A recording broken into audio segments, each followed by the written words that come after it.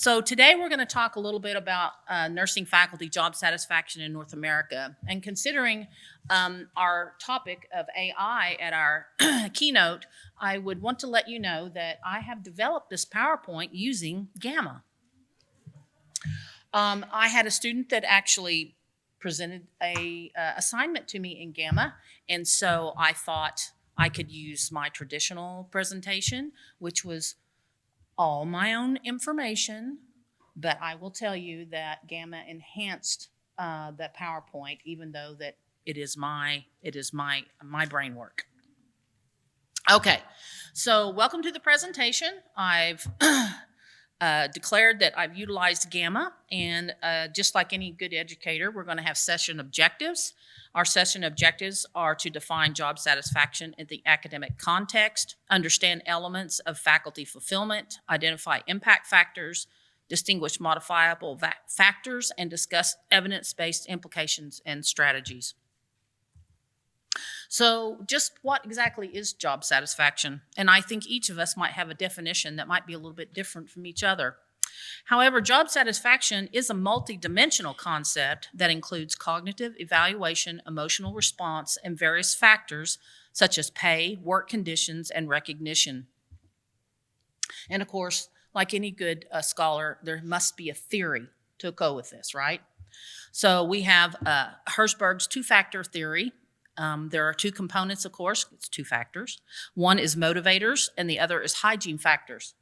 Hygiene factors include things like pay, work, conditions, policies, organizational culture, and the motivation is recognition, achievement, and growth. And according to Herzberg, he or she suggests, I don't know if it's male or female, that when basic hygiene factors such as pay and motivation are not met, then you cannot reach the positive aspect and be satisfied with your job. So those hygiene factors are actually trying to avoid dissatisfaction, and then the motivational factors then actually produce job satisfaction. That's his theory anyway. So without them, dissatisfaction takes center stage, overshadowed by any potential positive impact of motivators such as recognition or achievement. So why does job satisfaction matter? It's essential for organizational commitment, improved performance, personal fulfillment and retention. Higher job satisfaction leads to better teaching quality, research output, reduced turnover, and contributes to institutional stability. Addressing job satisfaction is vital for tackling the critical shortage of nursing faculty. And for many of you here, in case you didn't know, there's a shortage of nursing faculty. So this bar graph is kind of showing, displaying what the nursing faculty shortages look like. There's an ongoing shortage of qualified nursing faculty to teach students in the clinical and classroom settings. Nurses choosing nursing education as a career path are insufficient to fill the existing and projected vacancies. We have an 8% overall average vacancy. It's around 2,000 to 2,100 open vacancies. The evidence is suggesting that we have an average of 2 to 3 positions open in every nursing program in the United States. And we're not alone. The International Council of Nurses reports that the shortage of nurses has become a global health emergency. While other factors such as clinical sites, classroom space, preceptors, and budget constraints are factors associated with turning away over 65,000 qualified applicants every year, the nursing shortage rose to the top of the list as the reason for not accepting more students in the program, and that's from AACN in 2024. This is showing registered nursing shortages by state. What's interesting here is that the top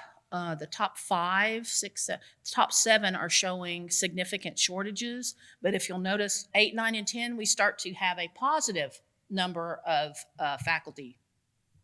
And the remainder of the states in the union are listed as having an excess. Now, that's good news, but unfortunately, what's not in this calculation is how many nurses are actually leaving the profession.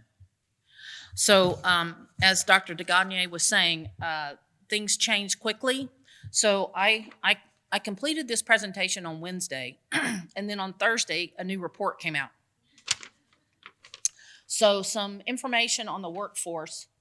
According to the Journal of Nursing Regulation, just produced in the 2024 Nursing Workforce Report, 2.4% of unemployed nurses not seeking work and has risen. It's at 2.4%.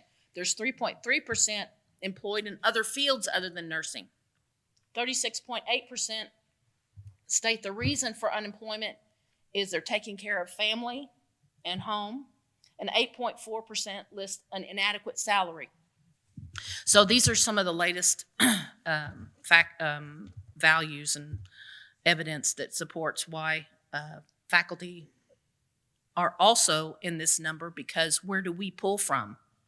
We pull from those working at the bedside. So workforce numbers are important to us. Okay, so there are challenges to meet faculty's needs. Meeting faculty needs involves addressing challenges in doctoral education, compensation barriers, work environment issues, and career pathway concerns. Limited doctoral programs, lower academic pay, high workload, and unclear advancement opportunities are key obstacles that need to be overcome. These challenges highlight the need for targeted interventions to attract and retain qualified nurses. By 2023, 58% of nurse faculty will be retired, me included. You know, I don't really want to be standing up here in 2030 continuing to somehow advance nursing education, because I'm going to turn it over to that next generation of nurse educators. Annual salaries. This chart is from the U.S. Bureau of Labor Statistics, displaying salaries for nurses. Notice the average salary for all levels is $53,490. This number includes nurses, aides, and LPNs. Registered nurses are at $77,460. Nursing instructors have shown some improvement over the last decade, with a reported $83,160 average salary. Now keep in mind, I mean, this is average nationwide. The significance is the salary listed for MPs, I think, is at $110,840. Keeping in mind, then nursing programs, when they are trying to attract nursing faculty, they have to compete with these types of salaries to get them to come. And that's just getting them in the door. Then we have to try to keep them. Challenges in doctoral education. There are limited doctoral programs, insufficient capacity to prepare educators, compensation barriers, as we just mentioned, career pathway concerns, unclear advancement opportunities. I mean, where do you go when you enter into an instructor position? Is there an opportunity to then reach that next level in career advancement in the institution? And plus, work environment issues such as high workload and limited resources. There's always limited resources. The consequences of job dissatisfaction: increased stress, both physical and mental, destructive behaviors such as incivility, bullying, poor performance, intent to leave, high turnover rate, and institutional costs for recruitment and onboarding expenses. It is very challenging to attract and retain nursing faculty over time, and it's extremely costly to the institution. Recent evidence. Dr. Kippenbrock and myself have actually been interested in this very topic for quite some time, and we had a couple of articles published in 22 and 23 on this very topic. The key findings were that low workload and work-life balance impact satisfaction most of all. I mean, workload and work-life balance, that is huge factors. Compensation was found to be less influential than the organizational climate. Future research needs were interventional studies and post-pandemic reassessments. We would like to actually do some post-pandemic studies. In our studies, we used methods that actually analyzed a retrospective data set from COACH, which is a faculty job satisfaction survey that is sponsored by Harvard and maintained. They have an office. And they send this coach survey out to over 250 colleges and universities every year, and then faculty respond in all disciplines. So this is the data set that we used to collect our data and to come up with our evidence. It's really interesting. The nursing faculty that have completed this over time, it appears that these same factors keep reoccurring time after time after time. So what did we find? Our analysis revealed a strong relationship between tenure process clarity and job satisfaction. Faculty who understood tenure requirements and evaluation criteria reported higher job satisfaction. Transparent tenure processes are a modifiable factor that can be changed that institutions can address and improve retention. This information could also be transferred to processes related to promotion and advancement within an organization. Even though a specific question was not asked about promotional processes, other than the tenure status, the evidence infers a possible correlation with promotion process and opportunities for advancement with job satisfaction. Again, this is a modifiable factor. Work-life balance. Work-life balance was found to be highly significant in influencing job satisfaction. Flexible arrangements, remote opportunities, and workload management were found to be key strategies to enhance satisfaction in the literature. Academic leaders should prioritize these factors to support faculty well-being. Key factors influencing job satisfaction were collaboration, academic leadership, tenure status. Actually, it was negatively correlated in tenure status, and the only thing that we could come up with is that it was probably negative because the tenure status and persons that were tenured in a university may be close to retirement and planning on leaving. So that's the reason we think that there might have been a negative correlation. Modifiable versus non-modifiable factors. This is just a display of things that we've already talked about. Working conditions. Age, which is non-modifiable. Remember, we're going to retire. I want to retire someday. Salary considerations. Tenure clarity and leadership quality.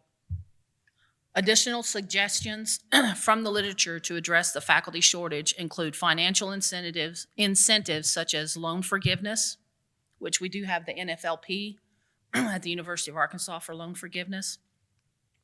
Competitive salary and benefits packages, research and teaching grants, collaborative partnerships such as alliances with healthcare facilities for shared positions, clinical and teaching integration such as dedicated education units, and joint appointment structures. And I know that we have several faculty in this room who have actually tried to implement some of these strategies and have those on the forefront. And it's just time to maybe focus on those again. Educational pathways such as fast-track educator preparation programs, revising accreditation standards. And really what that's focusing on is that accreditors are expecting nursing faculty to be prepared at a master's level for entry into practice as an educator. And that's okay, except that if you're looking at advanced clinical practice prepared nurses, then those salaries are going to be pretty high to try to compete to get those in the door.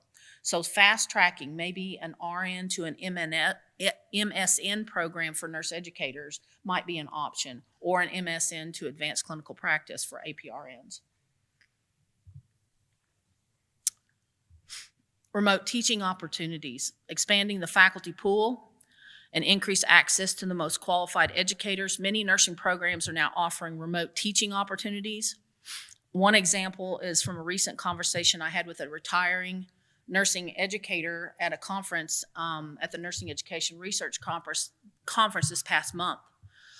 She was going to retire and move to another state. Her institution, to retain her, provided a remote working opportunity for her. I think that there's many opportunities out there where there's examples of what schools are doing now. One of those is Arkansas State. One of those is Baylor. I know local. I know local institutions are are actually. What I meant to say. I'm sorry. She distracted me back there. So what I meant to say was that I know several faculty members locally that are working at institutions such as Baylor that are full time and live in Northwest Arkansas.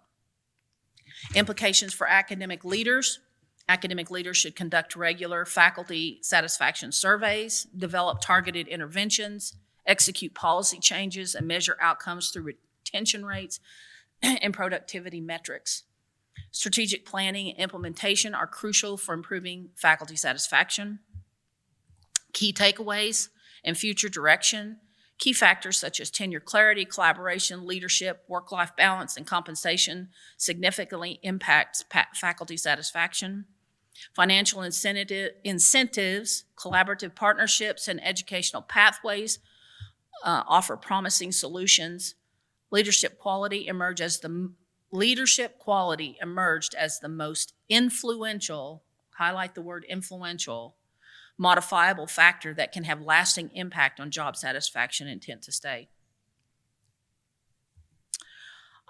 If you would like a list of references, please contact me. I'm more than happy to provide those. This is not Jan's opinion, and many of my students will know I always say, if you don't have a reference, it is an opinion.